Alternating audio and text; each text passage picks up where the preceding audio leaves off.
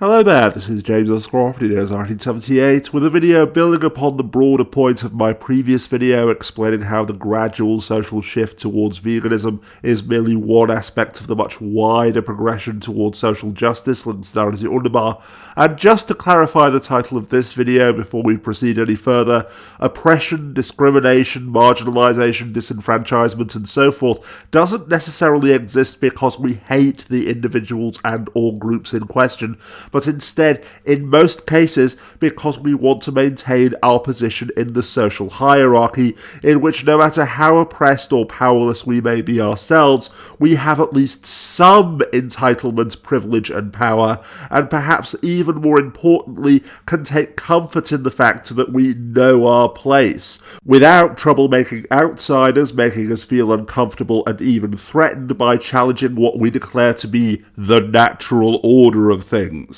That although in our self-righteous and self-serving arrogance we proclaim that only inherently and fundamentally bad people ever genuinely do bad things, thus convincing ourselves that bigotry, discrimination and what have you are deliberate attacks upon the out-group, acts of hatred, or at the very least calculated acts of malevolence committed by fundamentally bad people in order to keep themselves in power, the reality is that they're almost always perceived and thus defended as being acts of self-defense, self-preservation, or otherwise necessary maintenance preserving the social norm, protecting society from the evil, marauding outsiders who obviously just want to take what little we have and then burn civilization to the ground. Of course, I'll explain this in more detail in my upcoming audiobook, although, full disclosure, as a direct result of the fact that I'm taking my time to really think through what I need to say and thus explaining things much more succinctly, the individual chapters are turning out to be so short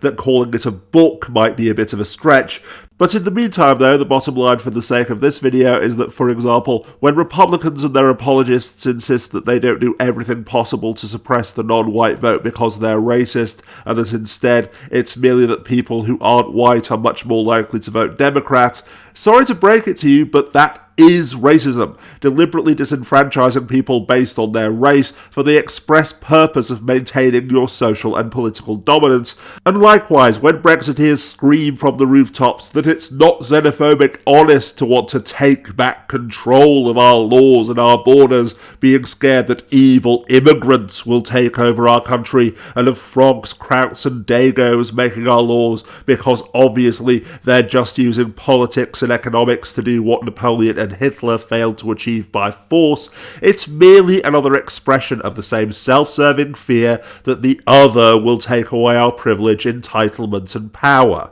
That similarly, while we as men, along with our token supporters, swear upon the grave of Emily Pankhurst that it's not misogynistic to be afraid that the Me Too movement and other campaigns are going too far, destroying men's lives with #false, or at the very least grossly exaggerated allegations of rape, sexual assault and sexual harassment, once again the bottom line is that this is merely a backlash, or to be more accurate, a frontlash against any loss of privilege and entitlement, and wanting to go back to the good old days when it was obviously harmless fun, a compliment or at least partially the woman's fault, meaning that we never faced any real consequences of any kind, is precisely what makes it misogyny. That although transphobic bigots take offence at the very use of that label, crying, "What, so I'm a bigot simply for asking questions, am I?" When your questions consist entirely of things such as how many little girls will be raped if we allow these mentally ill perverts to use women's facilities, solely because the emotional discomfort you feel at the thought of people violating the social norm that is the gender binary upon which you've built your identity and values causes you to conjure up fantastical boogeymen in order to rationalise your fear of change, then yeah, you're a transphobic bigot. And in perhaps the most egregious example of this, when not Islamophobes honest cry, "How dare you call me a bigot," since obviously the reality is that they don't hate Muslims, instead it's merely that Islam is a primitive, backward and barbaric ideology of conquest that seeks to subjugate superior, meaning predominantly white civilizations through rape and terrorism. Yeah, I think we get the point. But even in the case of voter suppression, though, while we could easily dismiss it as a top-down conspiracy orchestrated by Republican politicians and their corporate and billionaire owners, the broader point is that such a scheme could not exist without the complicity and support of ordinary Republican voters. That it wouldn't matter how many Republican politicians and their owners insisted that they have to impose voter ID laws and what have you, because millions of quote-unquote Mexicans are invading the US and voting Democrat twice, if their voters weren't afraid enough of losing their power and privilege to believe it. And similarly, regarding every other example of oppression, discrimination, and what have you which does exist, has ever existed, or could ever exist, it, and thus the social hierarchy which it exists to reinforce, preserve, and maintain, could not exist at all without the complicity and support of the people lower down the totem pole who fear losing what little they have, including many of the people who are directly oppressed themselves. Because as the North Korean defector Hyun Seo Lee pointed out in her book The Girl with Seven Names, while recounting the story of the time when she was being held captive by a North Korean gangster who, in a moment of insight, she recognized as being the defining example of both a victim of the regime and an enabler of it, desperate to maintain what little power he had over others for fear of admitting to himself that he was a victim, and worse, of being even more of a victim than he already was. From the criminal brutality of the North Korean regime to the more subtle consequences imposed by the social norm, hierarchical systems rely upon the fact that the people who are near the bottom, but not as oppressed as those at the very bottom, are even more terrified of losing their privilege, entitlement, and power than those who are at the very top. As a matter of fact, I've already made a video links down in the underbar calling out the hypocrisy of the very same people who dismiss Muslim women, for example, who defend Islam, serve as Sharia judges, or even join ISIS and other terrorist organisations as brainwashed token puppets who only claim that they're not oppressed because they've been conditioned to perceive their oppression as equality and true liberation as a threat, parading around the token people of colour, Mogai individuals, women and so forth, who declare that they aren't oppressed either, thus proving that we can't possibly be bigoted oppressors. But when all is said and done, though, the bottom line is that any social hierarchy that does exist, has ever existed, or will ever exist is self-maintaining. That going back to the main point of my previous video about how the fact that the white supremacist neoliberal cishet patriarchy is the problem, and that therefore toppling it is the solution, means that the struggle for gender and Mogai equality, for example, is part and parcel of the battle against neoliberalism, fascism, and climate change, when otherwise progressive activists such as Friendly Geordies take time away from calling out the Australian equivalent of the Republican Party to attack feminists and SJWs because the claim that only white men can ever be racist, and seeing feminazis whine about gender equality on ABC hurts his delicate white boy feelings. Sorry, I mean because the economy and the environment should be the priority. Congratulations, you're helping to prop up the very hierarchy that you seek to overturn, because ultimately the very reason why moderate centrists and self-proclaimed leftist white boys and their token supporters are enablers and collaborators is because they are so terrified of real systemic change, which inevitably threatens our entitlement and privilege, that they are easily bought off with bribes dressed up as social and economic reform in exchange for continuing to implicitly prop up the regime. Because in case you haven't figured it out yet, a society can't be equal, fair and inclusive if we're still the ones defining those terms, while excluding and denying others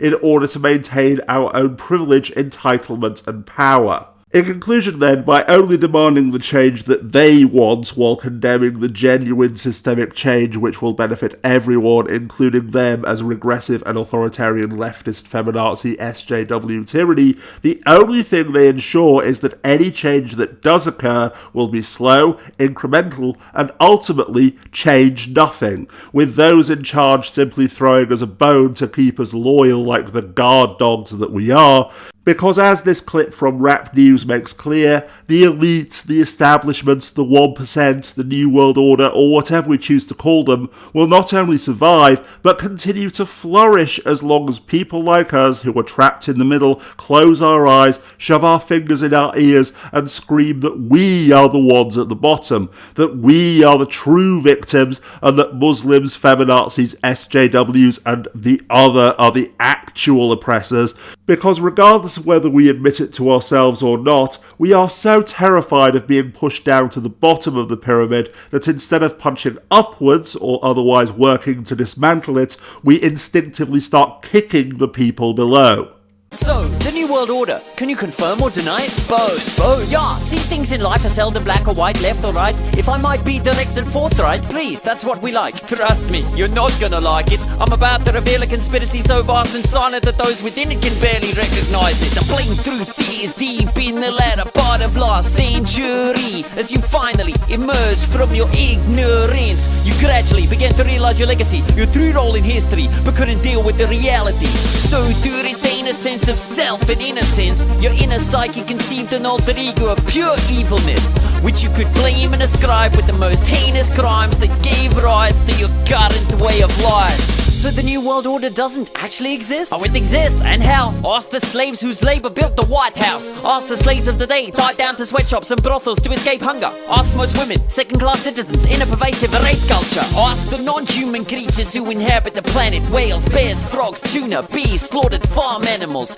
Ask the natives of the Americas and Australia, on whose land you live today, on whose graves your factories, farms and neighborhoods stand. Ask any of them this. Ask them if the New World Order is true. They'll tell you plainly, the New World Order is you. What can we do? It's simple. Topple the tyrannus by bringing down the elite dwelling at the very top of the pyramid. You can attempt it, but this structure is your own edifice, far greater in scale and stature than you care to know or admit it is. It extends down. As you can see in this picture, I've corrected to include all those beneath you on which your privilege has depended. Impossible. We are victims. I'm a victim of the frickin' system. And that, kiddies, is how the pyramid ensures its existence, through our failure to envision our position within it. Welcome to the New World Order, bitches. I hope I've been of assistance. I need an alibi. I need a projection, sanitize my life. You are my alibi. I need a projection, need a projection. Thanks very much for watching. Do please remember to click on the notification bell and to select all updates in order to at least increase the possibility that you'll be informed when I next upload a video. If you'd like to commission a video yourself on any subject within reason, then do please feel free to email me at ujames1978@mail.com, not Gmail or Hotmail, just mail.com. And assuming that your request won't get my channel flagged down, I'm certain that we can negotiate something. Alternatively, the link to my Patreon page is listed down as the underbar, the top tier of which gives you the right to demand a video on any subject that won't get my channel flagged down every single month. Although needless to say, all pledges, no matter how small, are always greatly appreciated. And speaking of which, if you'd like to bung me a $5 simply to say thank you for being so gosh darn incredible, then the link to my paypal.me button is also linked down as the underbar. And all the girlies say I'm pretty fly for a white guy.